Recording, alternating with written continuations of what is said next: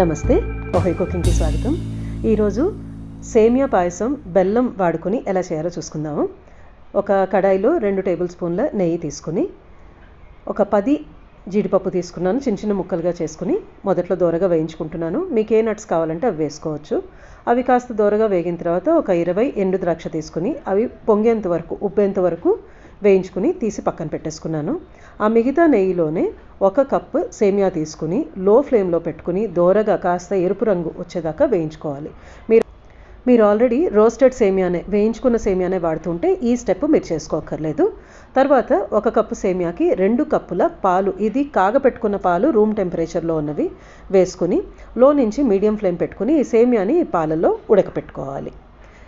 ఏమన్నా ఎక్కడన్నా కాస్త ముద్దలుగా ఉంటే వేయించుకున్నాం కాబట్టి ఏమి ఉండవు, కాకపోతే ఏమన్నా ముద్దలు ఉంటే కాస్త చిదిమేసుకుంటే సరిపోతుంది.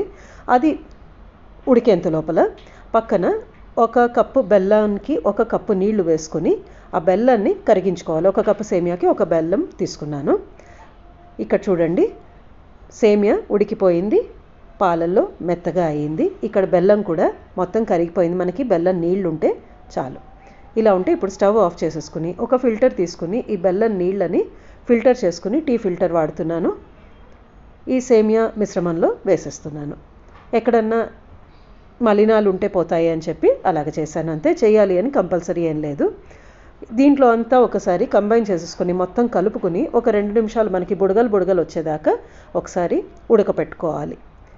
మనకు ఆల్రెడీ సేమియాను మెత్తగా ఉడికిపోయింది, బెల్లం కూడా నీళ్ళు అయిపోయినాయి కాబట్టి చాలా తొందరగా 1-1.5 నిమిషంలో ఇలాగా బుడగలు వచ్చేస్తాయి. తర్వాత వేయించి పెట్టుకున్న నట్స్ వేసుకొని ఒక 1/2 స్పూన్ యాలక్కాయ పొడి వేసుకుని అంతా కలుపుకొని ఒక 30-40 సెకండ్లు స్టవ్ మీద ఉంచుకుంటే మనకి సేమియా పాయసం బెల్లంతో సిద్ధమైనట్టే.